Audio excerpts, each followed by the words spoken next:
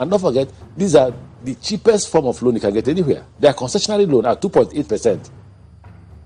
So the same National Assembly that approved the loan is now questioning the same loan and the terms of the loan. I haven't looked at it before. Then if I'm the lender, I'll be worried.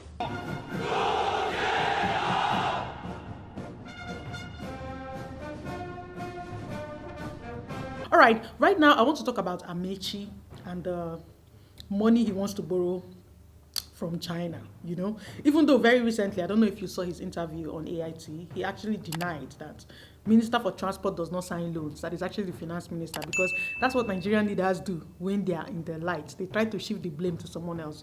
Stories for other days. Let us focus on this loan and what's actually going on, right? I don't know if you remember when the UK Prime Minister, one of the former Prime Ministers of UK, actually said that Nigerian leaders are fantastically corrupt. He didn't just say that. He said that because he knows how much of Nigeria's money is in UK. How much in millions are stashed in UK banks. He knows. And I hope you know that this money is building other countries. The money because when you put the money in the bank, actually that's what they use to function, until you need it. And I hope you know that Nigerian leaders are also very famous around the world for stashing money in foreign banks. African leaders are famous. And so by stashing this money, you're leaving Nigeria dry and you're building other countries. So it's clear that Nigeria doesn't need loans. We don't need loans. So let's establish that. Because it was not completed, Ibadan to Kano is... I think you are Minister. I'm coming, sir. I'm coming. When you are mentioning Lagos Ibadan and you are mentioning Enugu, you are trying to blackmail this committee. How? I'm coming. You are trying to blackmail this. You are trying to push this committee against Nigerians. The only thing I want to look here is this. You heard me say that I had a private discussion in which I made this request privately. Can we please? And it wasn't private. So it's very important for Nigerian leaders to stop stealing our money and replacing it with loans. So it's like you steal the money and then you go and take loans. That needs to stop, because anytime we take loans, we become worse off for it. Apart from African Development Bank, every other external loan we get, it's out there to dig us into a deeper hole. The 3.4 billion that we collected for COVID-19 relief from the IMF, it came with 3 strings attached. Even though IMF said it has no strings attached, it's a zero interest loan. It's a lie. 3 strings attached, and one of them was that we devalued the Naira. And that was why a few months after we collected the IMF loan, Naira was devalued. If you want to know more about that, you can follow the link to, I talked about it extensively, And China also has a way that is very different from the IMF. China doesn't do all that trying to ruin your economy. China will just take your assets. China does what you call loan for assets. And one of their most successful case studies is what happened in Sri Lanka. What happened in Sri Lanka is like China coming to take over Apapa Wharf. And Apapa Wharf will just become a Chinese wharf. That's what it's like. China took over their biggest seaport, which is Hambantota. I really don't know how to pronounce it, sorry. But China took over the port and most of the land around it for 99 years. Some people will be born and die, and China is still in control of that wharf. Think about it, all right? So, apart from that, China always creates this impression that they are at par with African leaders and they are operating on the same level. So anytime African leaders go to China will roll out the red carpet, gun salutes, military parade, they'll give them flowers, a smoke screen effect that will just make them sign papers without thinking. Because most of those loans are already made to fail if they were thinking very, very well. I don't know whether it's the red carpet that is making them lose their thinking. Because first of all, in a country like Nigeria, we know that our currency is prone to high levels of inflation, or our currency is prone to, devaluation. So that means if you borrow 5 million today and the currency continues to be devalued, in the next 4 years, that 5 million you borrow today has become 15 million because you're paying with a weaker currency. So you will be paying that money forever. So they already know that loan is going to fail, but they take it anyways. And I'll give you some case studies. Zambia's national station is owned by China. China has taken over their national station. If you go and investigate now, you see that in Zambia, they actually give news in Mandarin, and they even use some of their newspapers or some of their papers are written in Mandarin. Yup.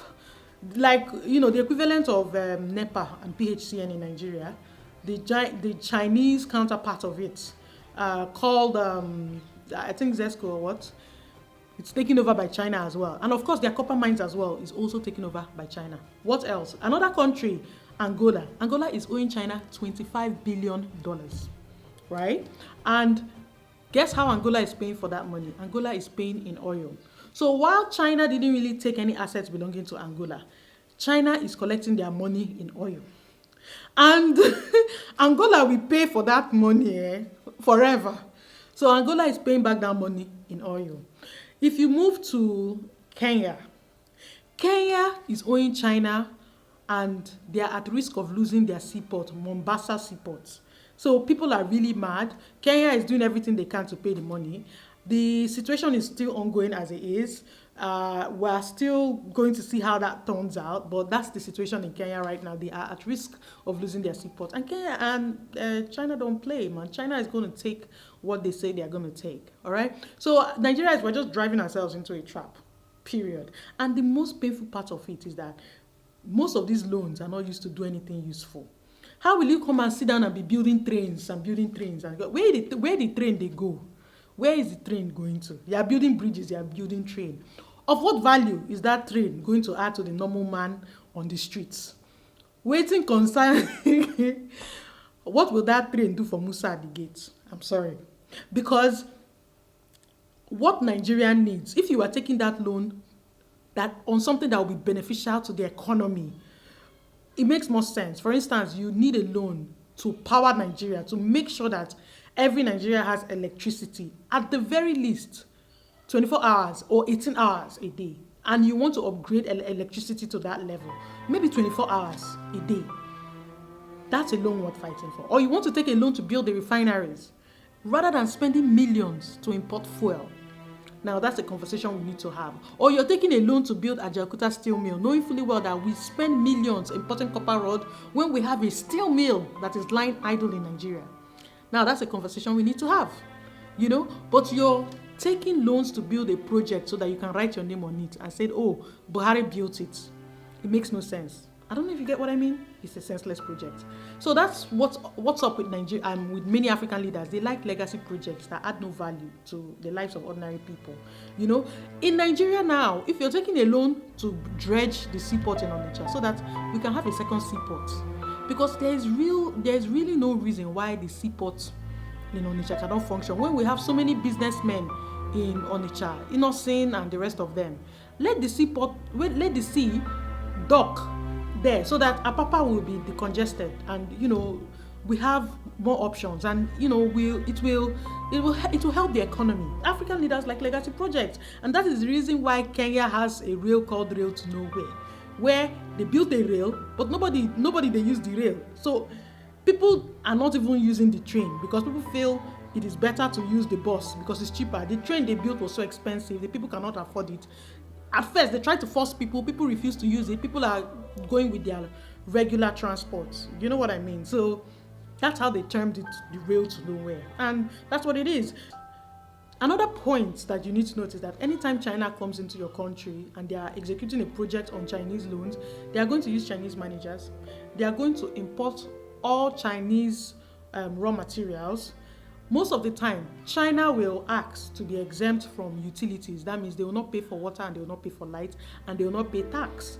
And that's the reason why Magufuli told them to get out. Yes, Tanzania's Magufuli told China to go to hell, that it's only a mad person that will sign those deals. So in addition to the fact that they are telling Nigeria to give up its assets, because I'm sure what they want to, China will take two things from Nigeria. The first thing China will want to take is NTA, because China will want to control the media. Of course, those kind of things are not even, I don't know. First thing China wants to do is to control the media so that they can control the narrative and make sure that people are not saying the wrong things. And then the next thing China will want to take is your oil. Yeah, you think China will give you loan and what? So apart from the fact they're going to use all their stuff, they're going to use their staff, they're going to use their people. The only thing Nigerians will be doing there is just digging the ground. Nigerians will just go there and be digging. Anyways, I don't talk my own shit. I rest my case. So that's what I just need y'all to know, that we need to shout it out loud. This deal with China is a sham. It's just an opportunity for some, politicians to steal money, period. And it just needs to stop. I don't talk my own though. I don't know, if you like this kind of conversation, subscribe to my channel and like it and share and tell me what you think in the comment section down below. I'll see you again next week. Bye.